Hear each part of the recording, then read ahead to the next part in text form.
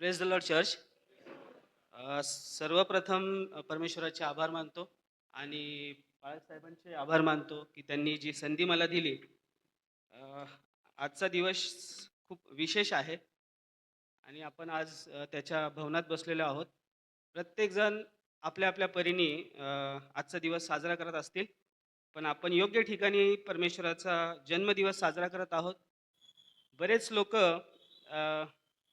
या भवनाच्या व्यतिरिक्त अशा अनेक अनेक ठिकाणी हा सण साजरा करत असतील त्यांच्या त्यांच्या परीने, आणि त्यांना जे शिक्षण मिळालं आहे त्याच्या दृष्टिकोनातून ते लोक साजरा करत असतील. पण आज आपण इथं परमेश्वराच्या भवनात जमा झालेलो आहोत. हा सण जो आहे, ख्रिस्त जन्म, हा उद्या आहे. पण आपण सुरुवात 1 आठवड्यापूर्वी 2 आठवड्यापूर्वीपासूनच आपली सुरुवात झाली असेल. खरेदी असेल, बऱ्याच गोष्टी असतील. आता आपण एक विशेष सण म्हणजे आपल्यासाठी सर्व सण म्हणजे कोणते, तर ख्रिस्त जन्म आहेच, गुड फ्रायडे आहे, ईस्टर आहे, आणि प्रत्येकाचं एक एक विशेष महत्त्व आहे.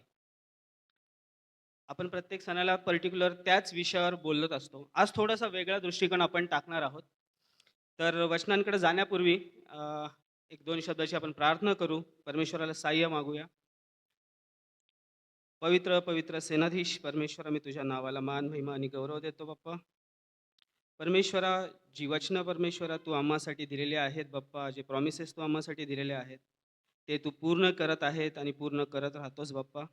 परमेश्वरा, आज आम्ही इथे जमलेला असताना माझ्या पित्या प्रभू, आज तुझा जो जन्म सोहळा सुरू होणार आहे बाप्पा, त्याच्यासाठी आम्ही इथे जमलेलो आहोत बाप्पा. आणि प्रत्येक जण बाप्पा आज त्या सोहळ्यासाठी सज्ज आहेत, सिद्ध आहेत बाप्पा. हो प्रभू परमेश्वरा, कारण प्रत्येक जण हा तुझ्यावर विश्वास ठेवणारा व्यक्ती आहे बाप्पा. परमेश्वरा, जी वचनं आज आम्ही पाहणार आहोत, जे ह्या येशू ख्रिस्ताच्या जन्मामध्ये जे जे ज्यांनी ज्यांचे कार्य होते परमेश्वरा, ज्यांना ज्यांना तू निवडलं होतं, त्यांच्याबद्दल आम्ही आज थोडक्यात शिकणार आहोत. पवित्र आत्म्या, तुझं मार्गदर्शन कर, तुझे शब्द माझ्या मुखात घाल पप्पा परमेश्वरा. माझ्या बुद्धीने, माझ्या विचारांनी कुठलाही शब्द इथे निघू नये परमेश्वरा. तर पवित्र आत्म्या, तुझ्याकडून येणारे प्रत्येक शब्द हा प्रत्येकाच्या हृदयात असावा बाप्पा, जावा, आणि प्रभू परमेश्वर समजणारं मन, ऐकणारं कान तू प्रत्येकाला दे. ही प्रार्थना आमचा धन्य तारणारा प्रभू येशू ख्रिस्त त्याच्या गोड आणि प्रिय नावात मागतो, म्हणून तो ऐक. आमेन. सर्वप्रथम आज आपण मगाशी वाचलं मत्तेकृत शुभवर्तमान याचा पहिला अध्याय 18 पासून तर 25 पर्यंत. ह्याच्यामध्ये येशू ख्रिस्ताच्या जन्माविषयी आणि चमत्कार, मरियेला जसं निवडलं तिथून चमत्कार सुरू झाले. त्याच्यापूर्वी नवीन कराराच्या पूर्वी आणि जुना कराराच्या मध्ये कोणाचं म्हणणं आहे की 400 वर्ष, कोणाचं म्हणणं आहे 500 वर्ष शांतता होती. पण त्यावेळेस खरीच चळवळ चालू होती. आता आपण तिकडे न जाता आपण नवीन कराराकडे पुढे बघूया. जिथं येशू ख्रिस्ताचा एक म्हणता येईल की कार्य सुरू झालं. येशू ख्रिस्त हा तिथून पुढे जसं पूर्वी परमेश्वर बोलत असे जुन्या करारामध्ये, नंतर नवीन करारामध्ये येशू ख्रिस्ताद्वारे आपल्याला मार्गदर्शन मिळालं. नंतर आता ह्यावेळेस आपण पवित्र आत्म्याद्वारे मार्गदर्शन घेत आहोत. तर सुरुवातीला मी म्हणेल की ख्रिसमस, आपण ख्रिस्त जन्म हा साजरा करतो. ह्याच्यामध्ये काही मुद्दे मी काढलेले आहेत. त्याच्यामध्ये काही चमत्कार आहेत. चमत्कार भरपूर आहेत, पण त्याच्यामध्ये मी ठराविक 4च चमत्कार घेतले, जेणेकरून तुमचाही जास्त वेळ मी घेणार नाही. तर ते 4 चमत्कार कोणते आणि ते काय आहेत? त्याच्याशी आत्ताच्या जीवनामध्ये काय तुलना आपण करू शकतो? पहिला चमत्कार जो आहे, तो मरियम, मेरी, की ती पवित्र आत्म्याच्या द्वारे गर्भरूप झाली. हे ऐकायला आपण सहजरित्या घेऊ शकतो, समजू शकतो. बट बाहेर आपण पाहू तर ह्या गोष्टीला खूप वेगळ्या वळणाने घेतलं जातं. पवित्र आत्म्याद्वारे हे कोणाला पटत नाही. पण आपण विश्वास धरतो. ज्या गोष्टी पटत नाही त्या गोष्टींवर जर विश्वास ठेवू, जर येशू ख्रिस्तावर तुम्ही विश्वास ठेवता, तर ह्या गोष्टी तुम्हाला समजणार. प्रियांनो, मरियम संदर्भात जर सांगायचं म्हटलं तर पवित्र शास्त्रामध्ये तिचं वय वगैरे असं काही उल्लेख नाही आहे. बट कुवारी म्हणजे ती साधारणतः 18 ते 20 वर्षाच्या दरम्यानची ती एक व्यक्ती असेल. त्या काळामध्ये स्त्रियांना बऱ्याच गोष्टींचे बंधनं होते. बऱ्याच गोष्टी त्या उघडपणे बोलू शकत नव्हत्या. त्यावेळेस जर अशी सिच्युएशन, अशी परिस्थिती जर येत असेल, तर मेरी किंवा मरियमला त्यावेळेस किती अडचणींना सामोरं जावं लागलं असेल. आज आपण प्रेषितांचा मतांगीकार म्हणतो. सहजरित्या म्हणून जातो, कुमारी मरिया चौधरी जन्मास आला. पण कुमारी मरिया चौधरी जन्मास येण्यासाठी त्यावेळेस त्या व्यक्तीने, मेरीने, मरियमनी कुठल्या-कुठल्या गोष्टींना तोंड दिलं असेल. ज्यावेळेस योसेफाबरोबर तिचं लग्नासंदर्भित ठरलं, त्यावेळेस ही जी गोष्ट जेव्हा योसेफाला कळाली, आपण जसं वाचलं याच्यामध्ये, त्यावेळेस तो सुद्धा डगमगला. त्याने सुद्धा विचार केला, की मी गपचूप या व्यक्तीला सोडून मी निघून जाईन. पण तिथं तो चमत्कार काय झाला, की देवदूताने त्याला दर्शन दिलं स्वप्नामध्ये येऊन, की "तू हे करू नकोस, कारण हे पवित्र आत्म्यापासून आहे आणि परमेश्वरापासून आहे." आता हा विश्वास त्यांनी धरण्यापर्यंत तो विश्वासात असेल, तो सुतार होता, यहुदी होता, पण नियमशास्त्राधीन होता. पण हा विश्वास धरण्यापर्यंत परमेश्वराची योजना म्हणजे म्हणजे परमेश्वराची निवड.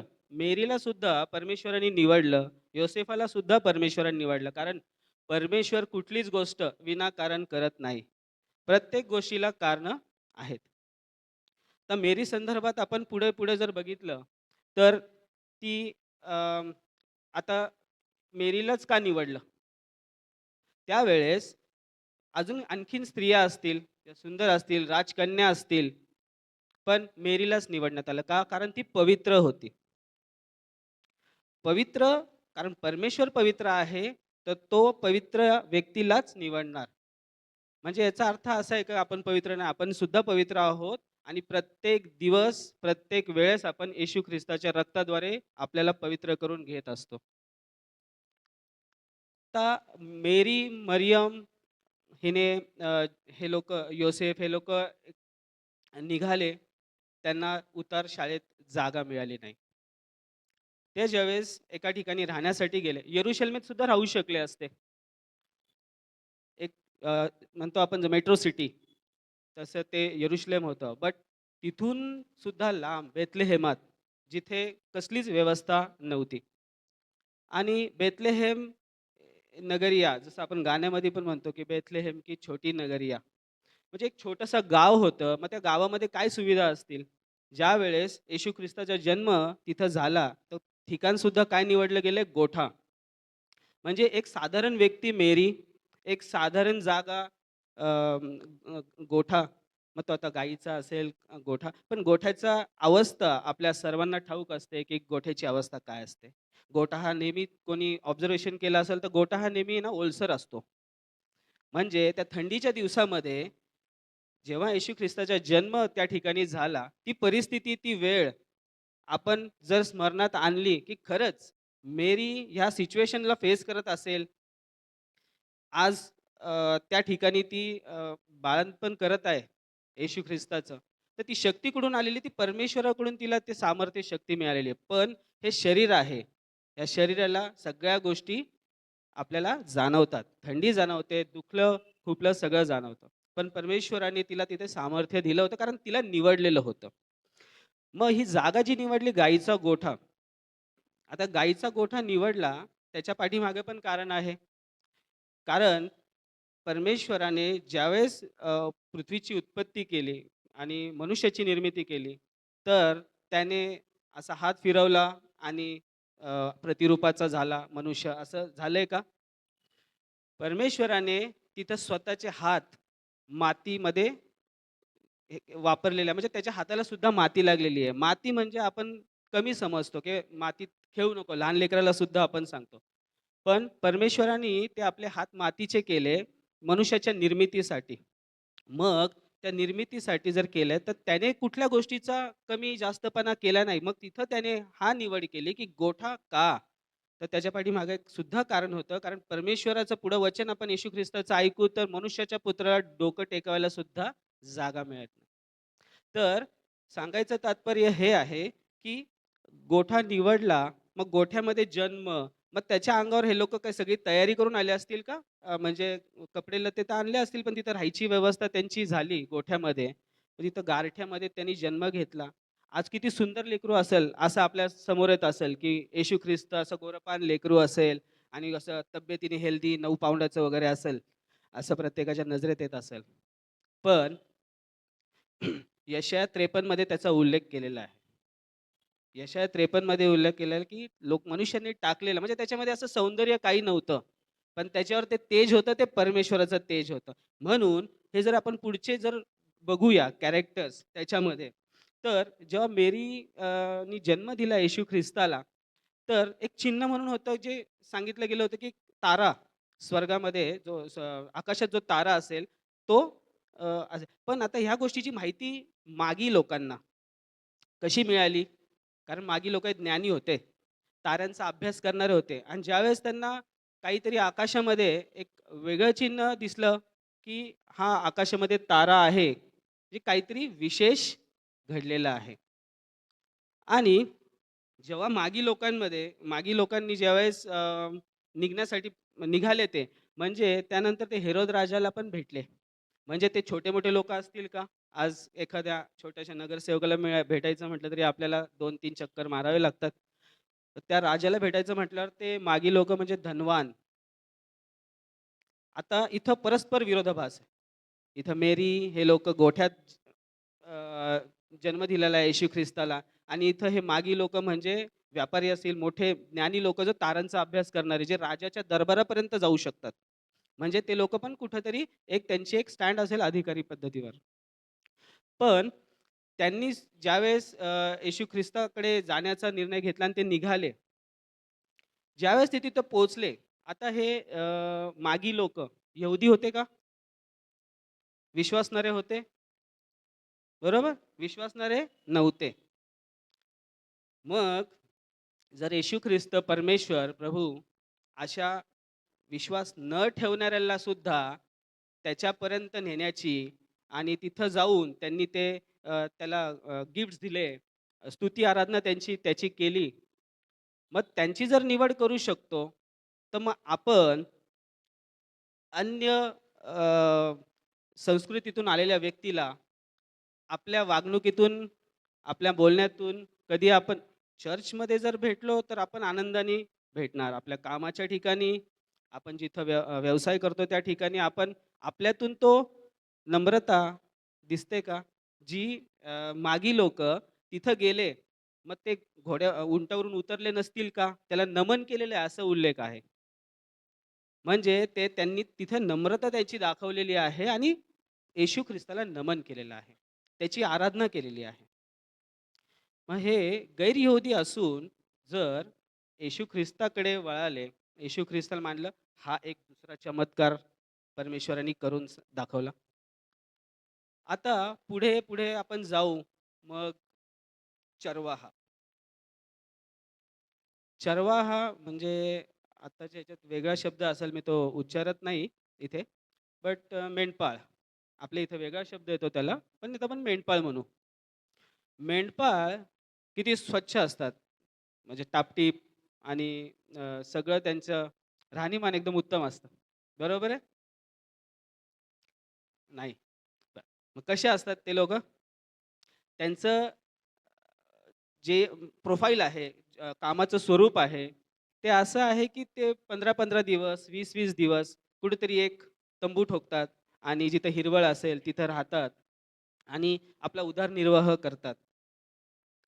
आणि सहसा त्या मेंढरांमध्ये, त्या बकऱ्यांमध्ये सतत ते लोकं झोपतात सुद्धा त्याच्यातच, बसतात, उठतात, खाणं-पिणं सगळं त्यांच्यामध्ये असतं. आता कोणाच्या घरामध्ये डॉग वगैरे असेल, तर त्यांना आयडिया असेल, की डॉग घरात असेल तर त्याचा एक वेगळा स्मेल येतो. आपल्याला कधी-कधी तो सहन होत नाही, पण येतो. एका प्राण्याचा स्मेल तसा येतो. आता हे जे मेंढपाळ होते, हे ह्यांना उल्लेख केलेला आहे पवित्र शास्त्रामध्ये पण आणि वाचण्यात आलेल्या अशा ठिकाणी, की ते म्हणजे असे त्यांच्यावर विश्वास ठेवण्यासारखे नव्हते. म्हणजे थोड्या पैशासाठी सुद्धा काही करायला तयार असतील. असे लोकं होते. अविश्वासू असं म्हटलेलं आहे. ज्यांच्यावर विश्वास आपण ठेवू शकत नाही. एखादा त्यांचा दर्जा नव्हता किंवा एखादा त्यांची अशी लेव्हल नव्हती. जसं आपण आता मगाशी बघितलं मागी लोकं, की ते धनवान होते आणि त्यांचा एक हुद्दा होता. ते ताऱ्यांचा अभ्यास करणारे होते. आता त्याच्या विरोधात परत लगेच मेंढपाळ. मग मेंढपाळ ह्यांना निवडण्याचं कारण काय होतं? की आपण पुढे बरेच रेफरन्स आहेत. मी आता त्या रेफरन्सकडे जात नाही, की मेंढपाळ हा जो आहे, हा आपल्या मेंढराकरिता आपला प्राणसुद्धा देतो. हे उदाहरणं का दिलेले आहेत? हे मेंढपाळ त्यावेळेस आले होते म्हणून असं नाही. पण आता हे मेंढपाळांचं जे इथं काम आहे, त्यांना देवदूतांनी दर्शन दिलं. आपल्याला किती जणांना देवदूतांनी दर्शन दिलंय किंवा आपल्याला प्रार्थनेमध्ये मिळालं असेल, एन्काउंटर झालं असेल येशू ख्रिस्ताबरोबर. पण हा निरोप मिळण्याचं त्यावेळेस जे साधन होतं देवदूताद्वारेच, जे पवित्र आहेत, जे शुद्ध आहेत आणि त्यांच्यासाठी. आता इथं पवित्र, शुद्ध या लोकांना सुद्धा दर्शन मिळालेलं आहे आणि येशू ख्रिस्त म्हणतो परत, की मी पापी लोकांसाठी आलेलो आहे. नीतिमानांसाठी ना, पापी लोकांसाठी आलेलो आहे. तर इथं परत परत विरोधाभास आहे. म्हणजे हे जोडण्याचं काम कोण करतोय? येशू ख्रिस्त. ज्यावेळेस तुम्ही एक दुसऱ्या मार्गाने चालत आहात. पण ज्यावेळेस आपल्याला येशू ख्रिस्त कळतो, त्यावेळेस आपला काया पालटतो. जसं शौलाचा पौल आपण पाहिलेला आहे. आता इथं जे मेंढपाळ होते, ते मेंढपाळांना देवदूताने दर्शन दिलं. देवदूतांनी दर्शन दिलं आणि त्यानंतर ते लोकं त्या येशू बाळाला बघण्यासाठी त्या गोठ्यामध्ये गेले. गोठ्यामध्ये गेल्यानंतर त्यांच्या तिथं गेल्यानंतर त्यांनी येशू ख्रिस्ताला सुद्धा स्तुती आराधनेचा त्यांनी एक भेट दिली. त्यांच्याकडं देण्यासारखं असं काही नव्हतं. बट एक स्तुती आराधना आणि त्यांच्या जे काही पुढे उल्लेख केलेला आहे, की त्या चा जसं थोडक्यात सांगायचं म्हटलं, की सॉरी मेंढपाळ जो आहे, हे मेंढपाळ ज्या आपल्या येशू ख्रिस्ताला देवाला भेटायला गेलते, जे अविश्वासू होते, ज्यांच्यावर विश्वास ठेवण्यासारखं नव्हतं आणि घृणा येईल असे यहुदी लोकांचे त्यावेळेसचं त्यांचा बघण्याचा दृष्टिकोन होता. आणि योसेफसुद्धा यहुदी होता. पण तरीसुद्धा ते लोकं ज्यावेळेस त्याला भेटायला आले का? कारण त्यांच्यामध्ये येशू ख्रिस्त परमेश्वर हा त्यांच्यामध्ये होता. आता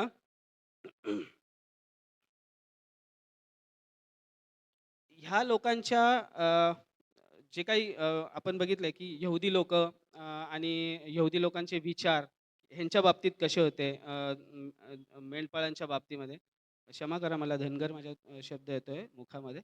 मेंढपाळ लोकांसंदर्भात जे त्यांचे विचार होते, तर ते समोर ठेवून म्हणजे हे जे 1-2 जे आपण सुरुवातीचं बघितलं, मेरीचं तिला पवित्र आत्म्याद्वारे हे केलेलं आहे की ती गर्भरूप झाली, तो एक चमत्कार होता. दुसरं जे ज्योतिष म्हणजे विज्ञान, मागी लोकं, वाईज मॅन म्हणतो आपण त्यांना. त्या लोकांचा एक दुसरा आपण तो पार्ट बघितला, की तो एक चमत्कार परमेश्वराने केलेला आहे. तिसरा आपण गोठ्याचा बघितलेला आहे, जे बेथलेहेम गावी होतं आणि चौथा जो होता, ते म्हणजे आपण हे मेंढपाळ म्हणजे आपण त्याला चरवाहे असं म्हणतो. आता ह्यांचं परस्पर आपण जर बघूया याचं कॅल्क्युलेशन किंवा त्या व्यक्तीला देवाने निवडलेलं आहे. आपण त्या व्यक्तीच्या जागेवर जर मेरी आहे किंवा तो मागी लोकं आहेत आणि अशा सर्व थरातले लोकं आज सुद्धा आपल्याबरोबर रोजच्या जीवनामध्ये आपल्याबरोबर असतात. कोण धनवान आहेत, ते आपल्याबरोबर आहेत. कोण जसं मेरी आहे, की ती निष्पाप होती, पवित्र होती.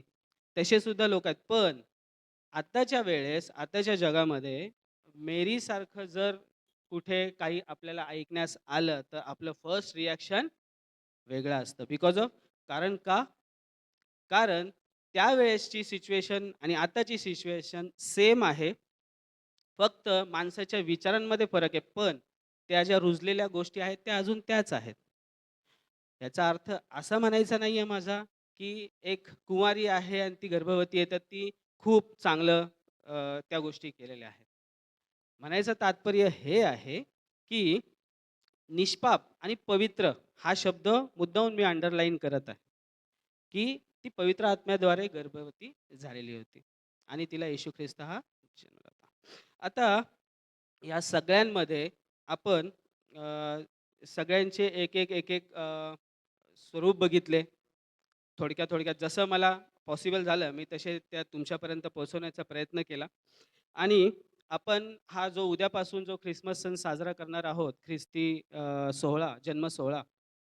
या सोहळ्याला एक आपण ठरवू मनामध्ये आपल्या वैयक्तिकरित्या, की आपण ह्या लोकांनी त्याच्यावर विश्वास ठेवला, त्या विश्वासाप्रमाणे आपण विश्वास ठेवणं गरजेचं आहे आणि सिद्ध होणं गरजेचं आहे. येशू ख्रिस्त हा पुढच्या वर्षी पण ख्रिस्त जन्म येणारच आहे. 2025, 2026, 27 आपण हे सगळे बघणार आहोत पुढे. पण आपली प्रत्येक वर्षी इम्प्रूव्हमेंट किंवा आपली वाढ होणं गरजेचं आहे. तर मी परमेश्वराला धन्यवाद देतो, की मला इथे काही गोष्टी मांडण्याचं पाळक साहेबांनी आणि परमेश्वर दोघांचे मी आभार मानतो. तुमच्या सर्वांचे मी आभार मानतो, की जे काही मी तुमच्यापर्यंत मांडण्याचा प्रयत्न केला, तो तुमच्यापर्यंत पोहोचला असेल आणि पवित्र आत्मा तुम्हालाही ऐकण्यासाठी सहाय्य केलं आणि मला बोलण्यासाठी सुद्धा सहाय्य केलं. त्याबद्दल मी परमेश्वराचे आभार मानतो.